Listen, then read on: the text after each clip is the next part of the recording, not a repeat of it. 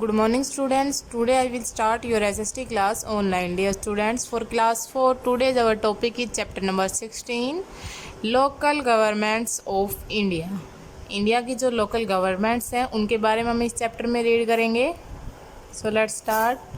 Dear student, जो हमने हमारा सिलेबस डिवाइड कर रखा है उसके अंदर हम हमारे 13 चैप्टर तक कंप्लीट कर चुके हैं, यानी कि फर्स्ट, सेकंड, थर्ड, फिफ्थ और 13 और 14 तक हमारा कंप्लीट हो गया है. उसके बाद आज हमारा चैप्टर न्यू स्टार्ट होता है, chapter number 16, local government of India.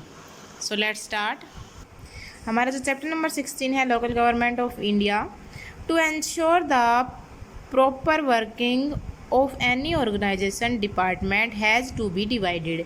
ये श्योर करने के लिए ये कि कोई भी काम जो है वो प्रॉपर रूप से हो, कोई भी संगठन होता है या कोई भी डिपार्टमेंट होता है, ऑर्गेनाइजेशन या डिपार्टमेंट, वो अब क्या करता है, अपने वर्क को डिवाइडेड करके रखता है, बांट के रखता है. A school is divided into many departments like academic, cultural, sports, accountant etcetera. जो एक स्कूल होता है वो अलग अलग डिपार्टमेंट में डिवाइड होता है, जैसे अकेडमिक हो, कल्चरल हो, स्पोर्ट्स हो या अकाउंट का हो. Head of the various department help in the management of the school. जो हेड होता है स्कूल का वो क्या करता है, अलग अलग जितने भी डिपार्टमेंट्स हैं मैनेजमेंट के, उनसे जानकारी प्राप्त करता है मैनेजमेंट से. Similarly India is divided into many state. इसी के तरह हमारा जो इंडिया है, हमारी जो कंट्री है, वो भी अलग बहुत सारे स्टेट्स में डिवाइडेड है. Further these state are divided into district. ये जो स्टेट्स होते हैं इनको आगे डिस्ट्रिक्ट में डिवाइड किया हुआ है. The district are divided into village and towns. जो डिस्ट्रिक्ट्स होते हैं वो किस में डिवाइडेड हैं, गाँव में या टाउन्स में, कस्बों में. यानी कि हमारा जो देश है वो राज्य में डिवाइड है. राज्य किस में डिवाइडेड हैं, जिलों में, और ज़िले जो हैं वो गांव में या कस्बों में डिवाइडेड है. The welfare of the whole country is the responsibility of the central government. पूरी कंट्री की रिस्पॉन्सिबिलिटी जो है वो किसके ऊपर होती है, सेंट्रल गवर्नमेंट के ऊपर. The state government look after the welfare of the state. जो स्टेट गवर्नमेंट होती है वो किसके बारे में देखती है, किसका वर्क करती है, स्टेट गवर्नमेंट का. Local self government assist in the work of the state government. जो लोकल सेल्फ गवर्नमेंट होती है वो किसके लिए काम करती है, स्टेट गवर्नमेंट्स के लिए काम करती है. अब हमारा फर्स्ट जो हेडिंग है, local self government. Local self government exist in India villages and town. जो लोकल सेल्फ गवर्नमेंट है वो इंडिया के गाँव में और कस्बों में है. The main local bodies entrenched with a local self government are as follow. जो मेन जो लोकल बॉडीज़ होती हैं लोकल सेल्फ गवर्नमेंट की, वो कौन कौन सी होती हैं, वो हैं फर्स्ट हमारी ग्राम पंचायत, सेकंड है पंचायत समिति, जिला परिषद, municipal community, municipal corporation.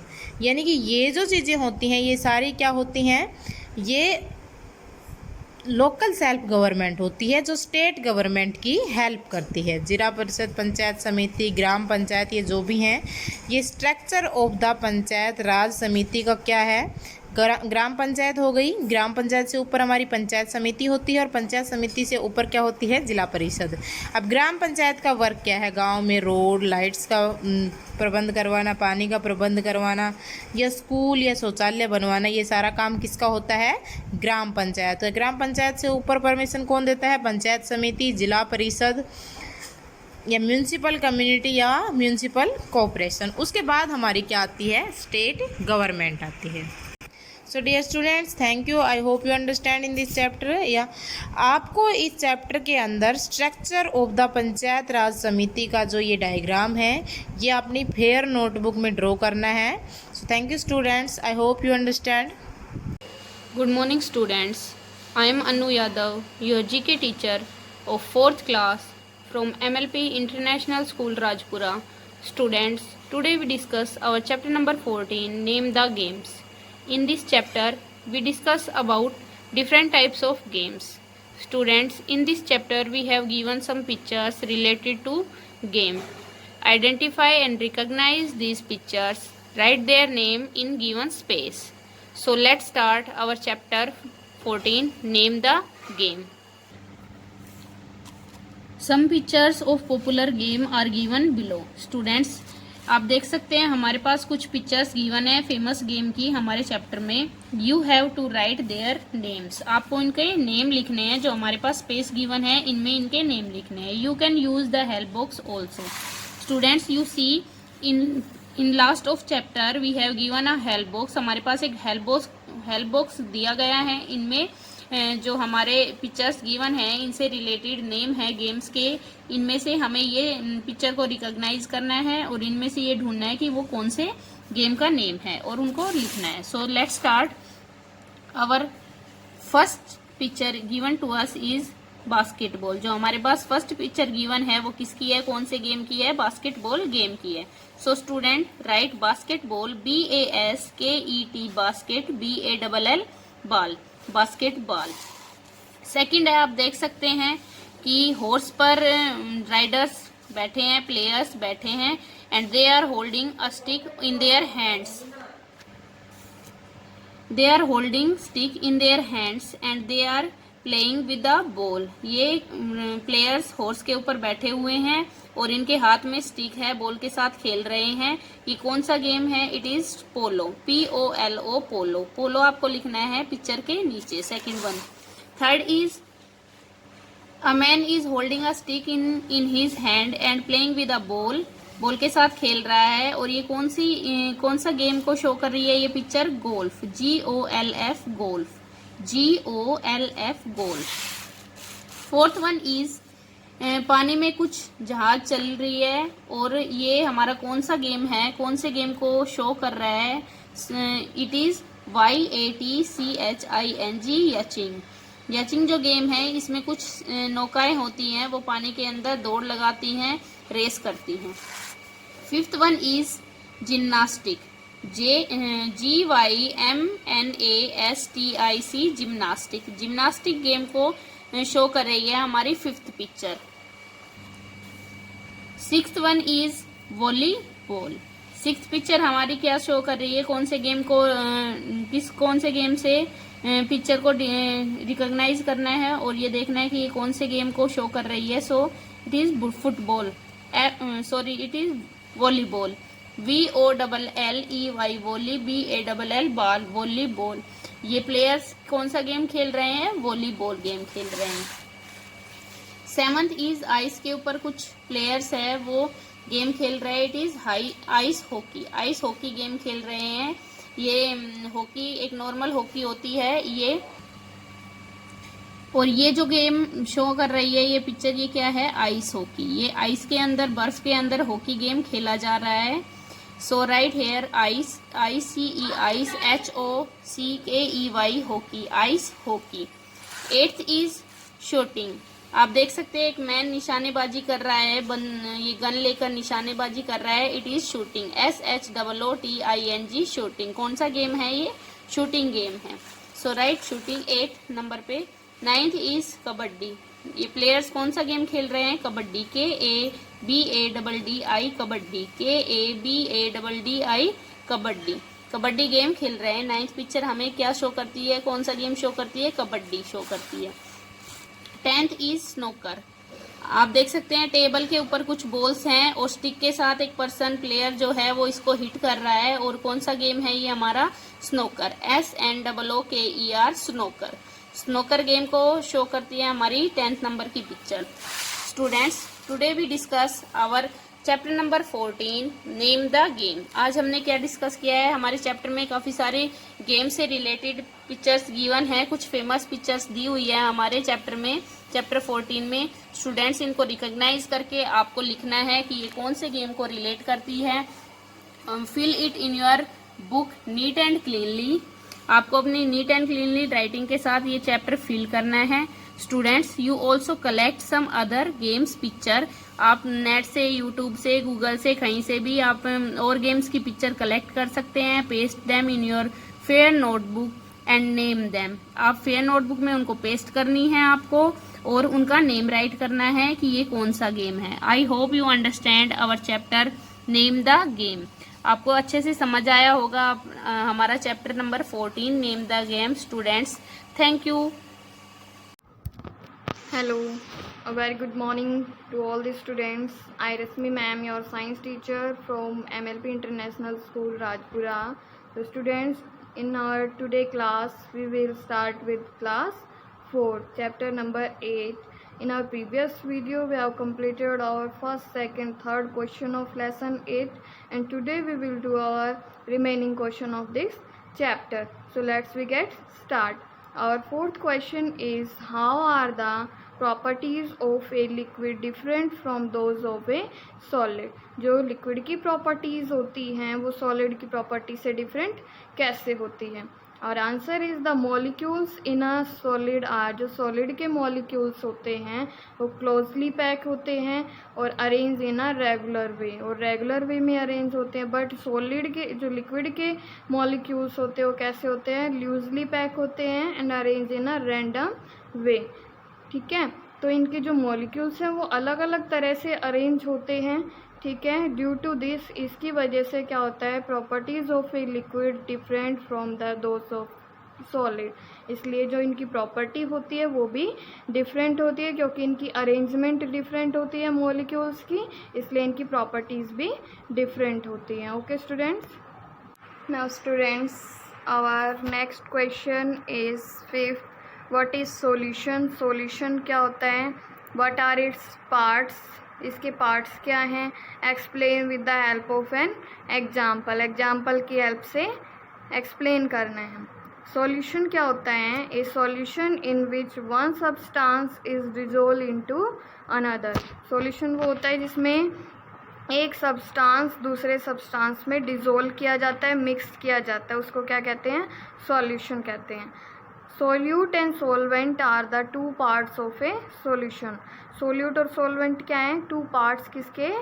Solution के टू पार्ट्स हैं. ठीक है, फर्स्ट इज सोल्यूट. सोल्यूट क्या होता है? The substance that is being dissolve by another substance.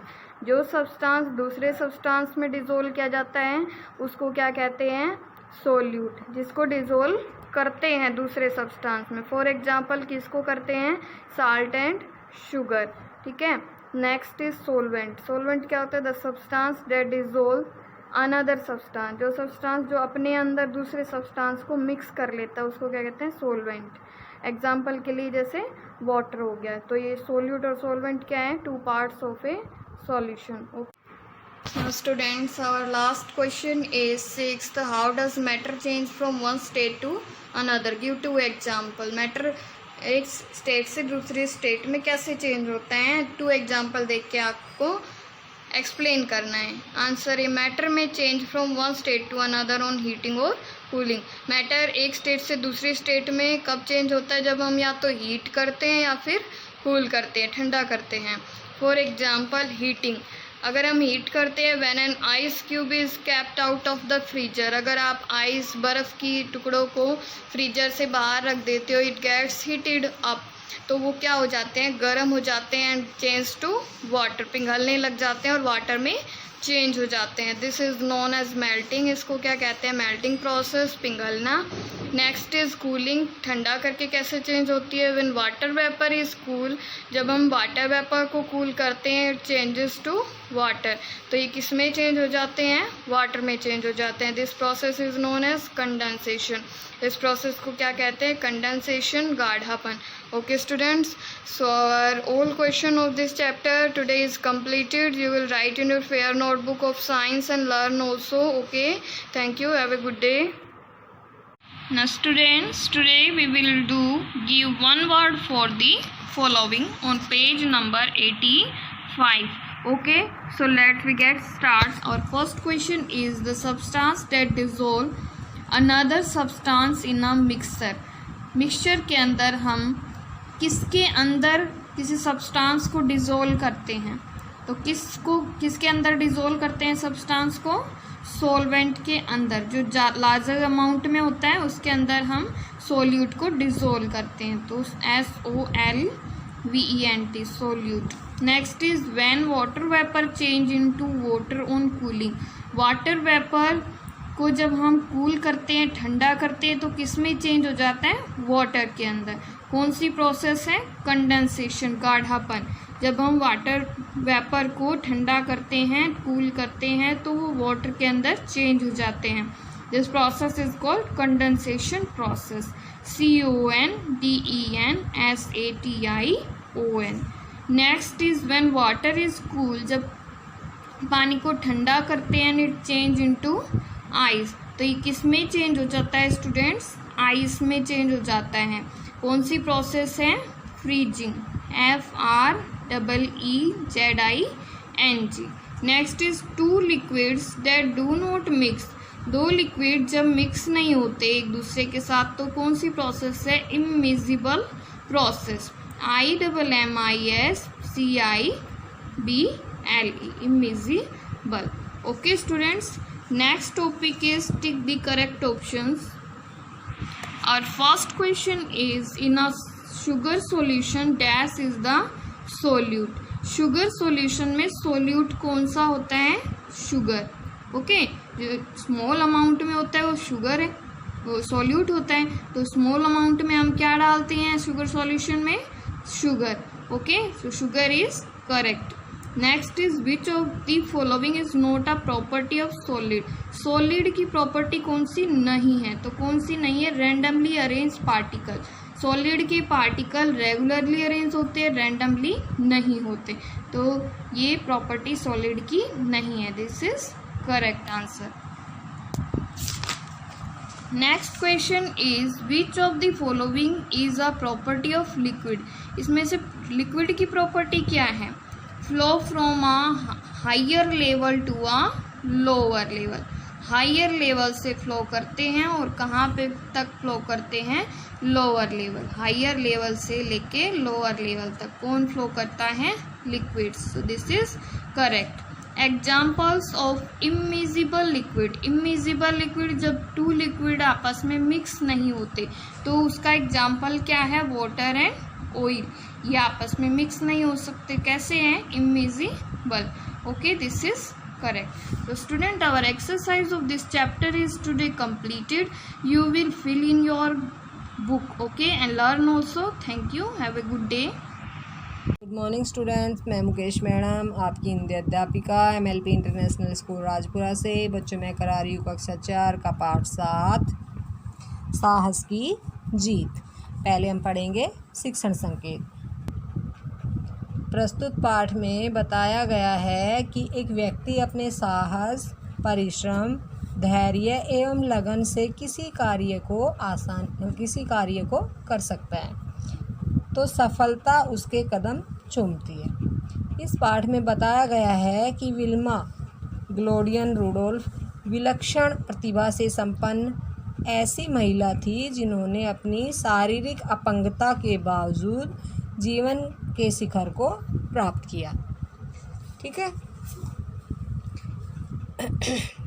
अभी हम पाठ शुरू करते हैं।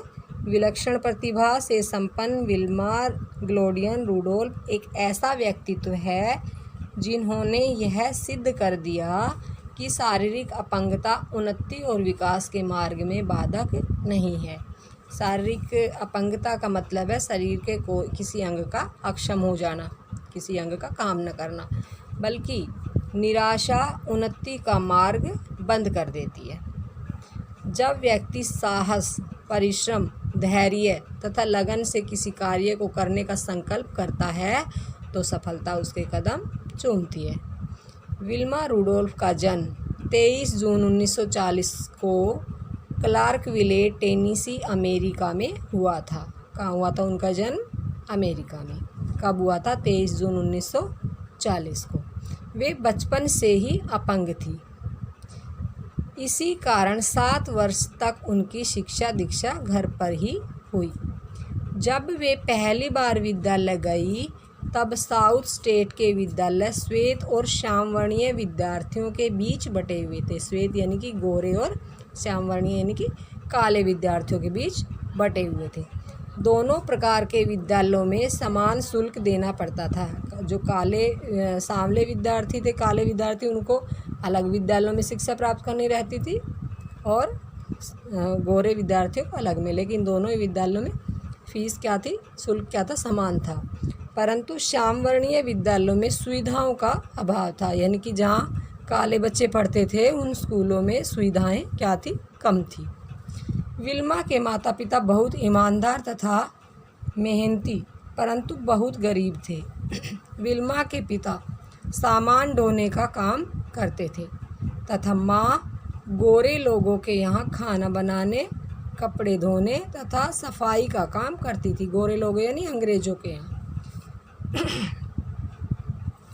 विल्मा के जन्म के समय रंग भेद की नीति बहुत जोरों पर थी, यानी कि जो श्वेत और श्याम में जो भेदभाव था वो उस समय ज़्यादा जोरों पर था, इसलिए उनकी तथा उनकी माँ की उचित देखभाल न हो सकी। इसके परिणाम स्वरूप विल्मा चेचक, गलगंड, निमोनिया तथा लाल बुखार जैसी भयंकर बीमारियों से ग्रस्त हो गई। कौन कौन सी बीमारियों से? चेचक, गलगंड, निमोनिया और लाल बुखार। श्रीमती रूडोल्फ ने विल्मा को अनेक चिकित्सकों को दिखाया। उन्होंने बताया कि विल्मा को पोलियो हो गया है। क्या बताया डॉक्टरों ने? विल्मा को पोलियो हो गया है और अब वह कभी चल नहीं पाएगी।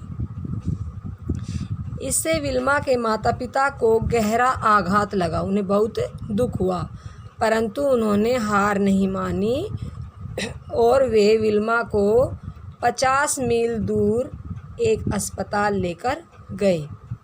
वहाँ उन्हें धातु से बनी टांग के सहारे चलना सिखाया गया।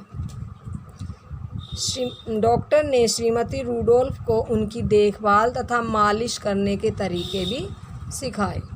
किसको? विल्मा की माँ को। उन्होंने विल्मा को सिखाया कि मनुष्य जो पाना चाहता है उसके लिए उसे सही तरह से परिश्रम करना पड़ता है। कुछ ही दिनों में विल्मा के मन में कुछ करने की लगन और सीखने की ललक पैदा होती चली गई। वे 12 वर्ष की अवस्था में बैसाखियों या धातु की टांग के बिना सामान्य रूप से चलने लगी। तो बच्चों क्या हुआ उनकी मेहनत का असर कि 12 वर्ष की उम्र में वो उन्होंने जो बैसाखियाँ और जो उनको जो वैसी टांग दी गई थी धातु की टांग, उनके बिना वह सामान्य व्यक्ति की तरह चलने लगी थी। ऐसा संभव हुआ श्रीमती रूडोल्फ के अथक परिश्रम और विल्मा की प्रबल चेष्टा के कारण। दोनों माँ बेटियों ने क्या किया? बराबर कोशिश की, ठीक है ना। उसकी माँ ने डॉक्टर के बताए अनुसार उसके पैर की मालिश वगैरह की और विल्मा ने भी अपने आप को ठीक करने के लिए काफ़ी प्रयास किया और उनका जो प्रयास है वो सफल रहा और 12 वर्ष की उम्र में वो एक सामान्य बच्चे की तरह चलने लगी थी। इसके बाद विल्मा ने कभी पीछे मुड़कर नहीं देखा। वे अपनी बहन योलांडा की तरह बास्केटबॉल की टीम में शामिल हो गई। उनकी खेल प्रतिभा को देखकर हाई स्कूल की परीक्षा पास करने के उपरांत उन्हें टेनिस की ओर से छात्रवृत्ति प्रदान की गई। तत्पश्चात विल्मा ने अपनी पढ़ाई को 1 वर्ष के लिए रोक दिया और अपना पूरा ध्यान अंतर्राष्ट्रीय स्तर के खेलों में लगा दिया। यानी कि 10वीं कक्षा के बाद उन्होंने 1 वर्ष के लिए अपना पूरा ध्यान खेलों में लगा दिया। सारी बाधाओं को पीछे छोड़ते हुए विल्मा ने अपनी टीम को स्टेट चैंपियन का दर्जा दिलवाया। जब वे केवल 16 वर्ष की थीं तो उन्हें ओलंपिक खेल किस समय 1956 में कांस्य पदक प्राप्त हुआ। ओलंपिक खेलों में 1956 में उनको कौन सा पदक प्राप्त हुआ? कांस्य पदक। इसके बाद सन 1960 में वे पहली अमेरिकन महिला बनी जिन्होंने ओलंपिक खेल में 3 स्वर्ण पदक जीते। कब? 1960 में पहली अमेरिकन महिला जिन्होंने ओलंपिक में 3 स्वर्ण पदक जीते। इतना ही नहीं, उन्होंने एक समारोह आयोजित करवाया जिसमें रंग भेद के विरुद्ध लड़ने का निर्णय लिया। किसके विरुद्ध? रंग भेद, यानी कि जो गोरे काले के बीच जो भेदभाव चल रहा था उसके विरुद्ध लड़ने का उन्होंने निर्णय लिया। उनकी उपलब्धियों तथा योग्यता से प्रभावित होकर उन्हें विशेष अतिथि और कुशल वक्ता के रूप में विद्यालयों तथा विश्वविद्यालयों में भी आमंत्रित किया जाता था। सन 1967 में अमेरिका के उपराष्ट्रपति ह्यूबर्ट हम्फ्री ने विल्मा को ऑपरेशन चैंप में भाग लेने के लिए बुलाया। किसने बुलाया? अमेरिका के उपराष्ट्रपति ह्यूबर्ट हम्फ्री ने कब बुलाया? 1967 में। किस में भाग लेने के लिए? ऑपरेशन चैंप में। विल्मा ने विल्मा रूडोल्फ फाउंडेशन नाम की एक संस्था भी खोली, जिसमें विभिन्न प्रकार के खेलों का मुफ्त प्रशिक्षण, पढ़ाई लिखाई एवं अन्य सुविधाएं दी जाती थी। कौन सी संस्था खोली थी विल्मा ने? Wilma Rudolph foundation. सन 1977 में इन्होंने अपनी आत्मकथा लिखी। आत्मकथा यानी कि अपने जीवन की कहानी, जिसका शीर्षक था विल्मा। इसी आत्मकथा पर एक फिल्म भी बनी, यानी कि इनके जीवन पर एक फिल्म भी बनी थी। विल्मा का जीवन अत्यंत प्रेरक यानी प्रेरणा देने वाला, दूसरों को शिक्षा देने वाला। उन्होंने यह सिद्ध कर दिया कि प्रयत्न एवं परिश्रम के द्वारा अक्षम होते हुए भी व्यक्ति सक्षम हो सकता है। 54 वर्ष की आयु तक अपने जीवन को स्मृतियों के शिखर पर पहुंचाकर यह विश्व प्रसिद्ध महिला 12 नवंबर 1994 को सदा के लिए सो गई, यानी कि इनका निधन हो गया। कितने वर्ष की उम्र में? 54 वर्ष की उम्र में। और कब हुआ? 12 नवंबर 1994 को। तो देखा बच्चों आपने किस तरह से विल्मा ने अक्षम होते हुए भी अपने लक्ष्य को प्राप्त किया और दूसरे लोगों के लिए भी उन्होंने इतने सारे काम किए और दूसरे बच्चों के लिए जो है विल्मा प्रेरणा का स्रोत बनी। तो इसी तरह हमें अपने जीवन में आई कठिनाइयों से, मुश्किलों से घबराना नहीं चाहिए, उनका सामना करना चाहिए। जो मुश्किलों का सामना करता है वही अपने जीवन में सफल होता है। तो आपको ये मैंने पाठ पढ़ा दिया है। एक बार मैं ये शब्दार्थ पढ़ा देती हूँ जो आपको अपनी नोटबुक में लिखने हैं और याद करने हैं।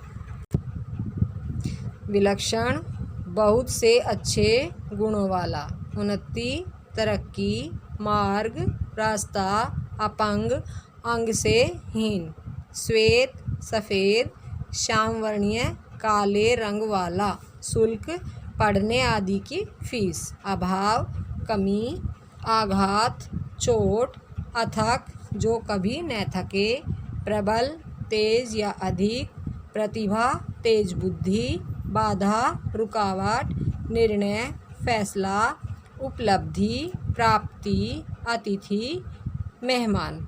तो बच्चों आप सभी को ये जो पाठ मैंने पढ़ाया अपनी बुक से एक बार फिर से पढ़ना है और ये शब्दार्थ आपको अपनी नोटबुक में लिखने हैं और याद करने हैं। तो बच्चों कल फिर मिलते हैं, तब तक के लिए धन्यवाद। Hello students of 4th class, a very good morning to all of you. Students, I am Simran ma'am, your English teacher. In previous class, we have done our question answer of 5th chapter. Our chapter name, what is a pollution? Now in this class, we will start our chapter 6, the pride of India, our chapter name. So let's start.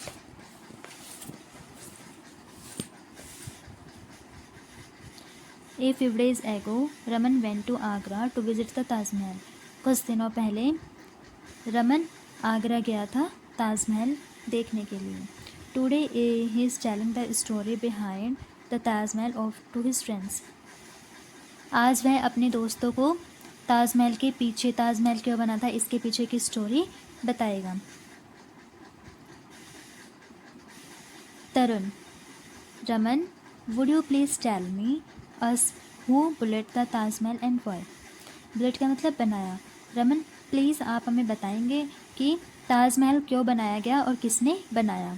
Raman, from the year 1627 to 1658 the Mughal emperor Shah Jahan ruled over India. 1627 से और 1658 तक मुग़ल सम्राट, इम्पीरियर का मतलब होता है सम्राट, और रूल्ड का शासन किया। हमारे इंडिया पर मुग़ल सम्राट ने शाहजहाँ ने शासन किया था। He wanted to build something in memory of his love but unlikely, वह इंडिया में अपनी कुछ मेमोरी बनाना चाहता था लव के लिए, बट अनलिकली का मतलब होता है बदकिस्मती से died in the year 1631।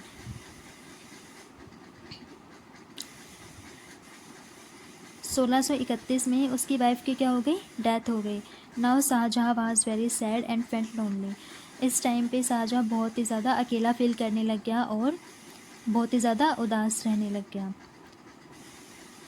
He in the memory of his beloved wife, वह अपनी जानम जो उसकी जानम थी, उसकी वाइफ थी, उसके लिए क्या बनाना चाहता था, एक मेमोरी रखना चाहता था इंडिया में। He decided to dedicate the most beautiful piece of architectures, वह एक वास्तुकला, वह एक बहुत ही डेडिकेटेड, लव के लिए डेडिकेटेड जो होती है वो एक वास्तुकला बनाना चाहता था, हाथों से बनी हुई। Therefore the Taj Mahal was built on the bank of the river Yamuna in Agra, इसलिए ताजमहल किसके पास बनाया गया, यमुना जो रिवर है आगरा में, इसके पास बनाया गया, Roma. Is it a grand and beautiful building, क्या यह बहुत ही विशाल, बहुत ही सुंदर बिल्डिंग है। Raman, yes, it is a very grand and beautiful building made of white marble, हाँ यह बहुत ही अच्छी, बहुत ही लाजवाब और बहुत ही सुंदर बिल्डिंग है जो कि सफ़ेद मार्बल से बनी हुई है, संगमरमर पत्थर से बनी हुई है। देयर आर 4 टाल मिनरेट्स 4 and 4 कॉर्नर्स, इसके जो चारों तरफ के कॉर्नर हैं उस पर क्या बनाए हुए हैं, 4 मिनरेट्स बनाए हुए हैं। It has a large dome as its roof, यह इसके एक तरह से रूफ की तरह काम करते हैं।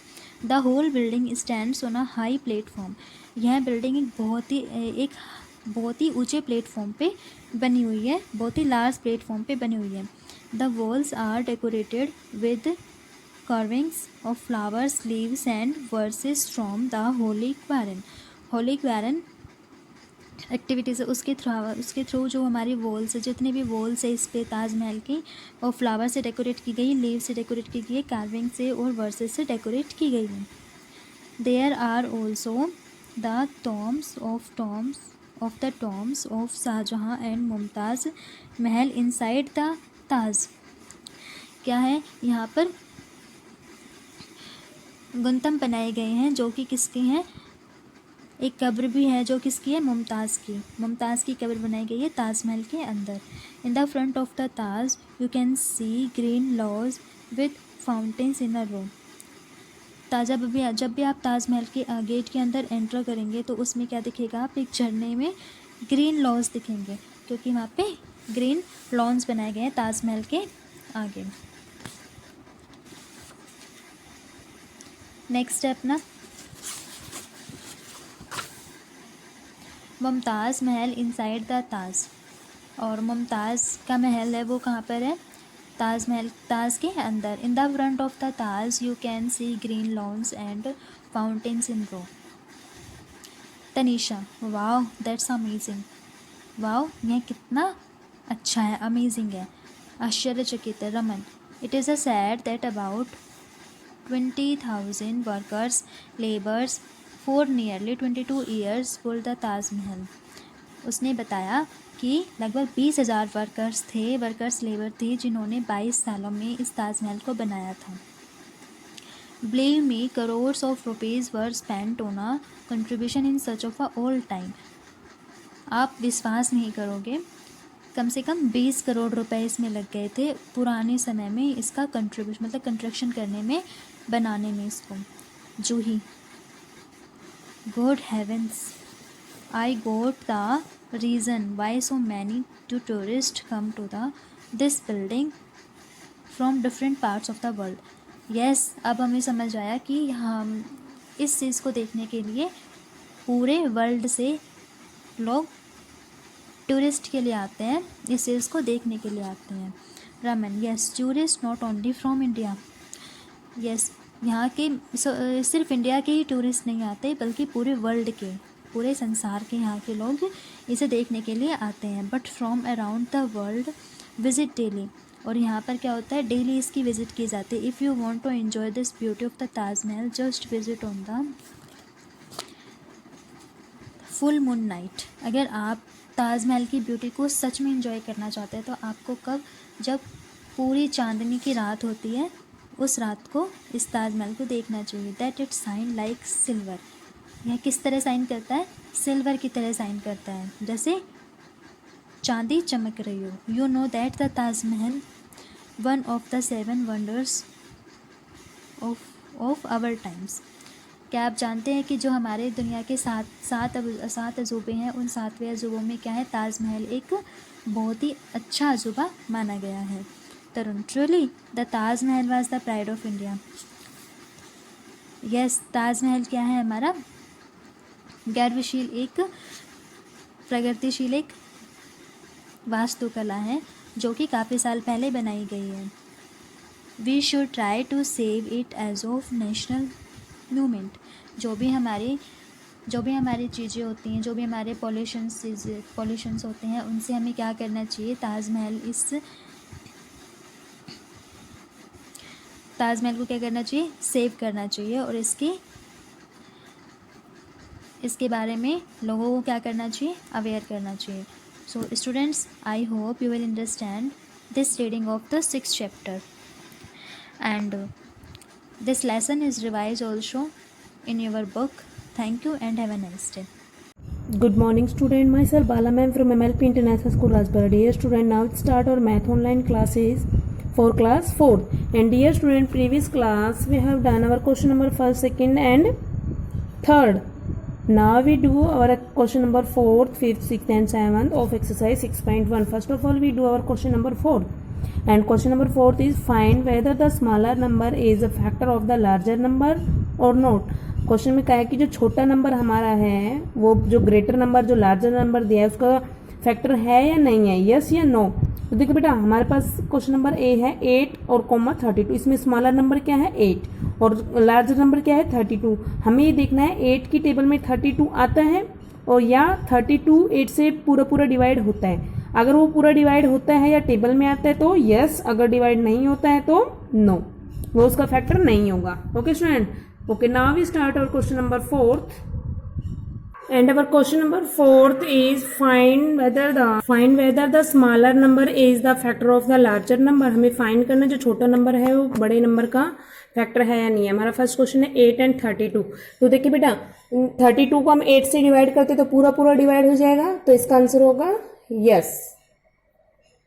पूरा डिवाइड हो रहा तो क्या होगा, यस। एंड और question number F is 9 and 40। तो देखो बेटा, 9 की टेबल में 40 नहीं आता और ना ही 49 से डिवाइड होता है, तो हमारा इसका आंसर होगा नो, ये इसका 9 जो है वो फैक्टर नहीं है।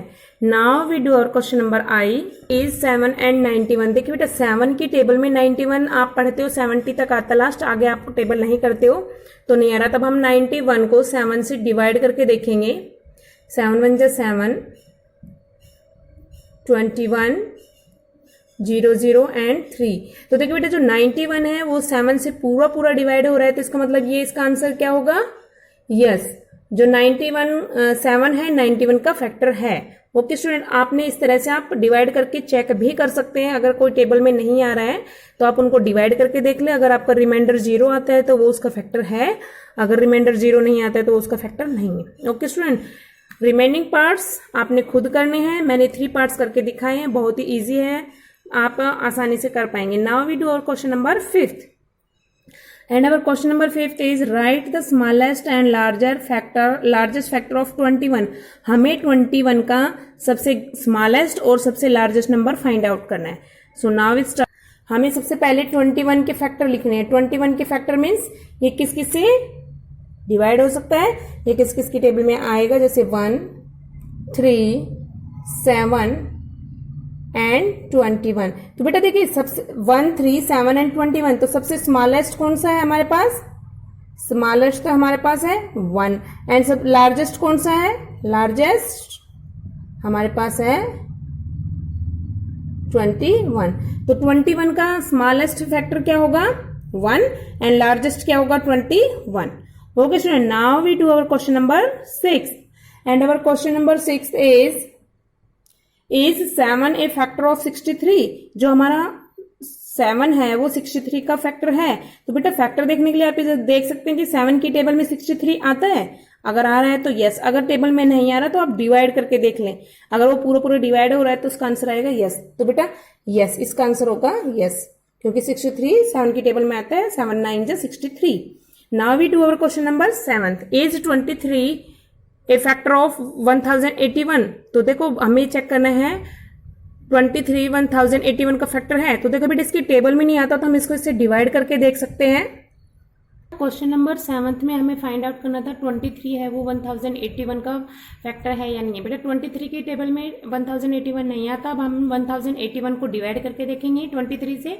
तो हमने 4 पे डिवाइड किया पहले, 92, 8 में से 2 माइनस किया 6 एंड 10 में से 9 माइनस किया 1 और ऊपर से नेक्स्ट नंबर हमने 1 उतारा तो 161। अब 161 7 की टेबल में आता है 7 नंबर पे, तो हमने इसको डिवाइड कर दिया। तो देखिए बेटा 23 से 1081 पूरा पूरा डिवाइड हो रहा है।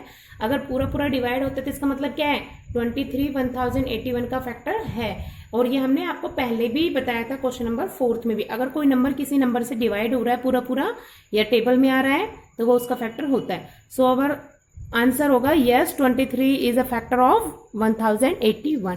आई think dear student you understand very well our question number 5th, 4th, 5th, 6th and 7। And dear student remaining parts आपने खुद करने हैं क्वेश्चन नंबर 4th के, वो आपका होमवर्क है। Okay student, thank you and have a nice day.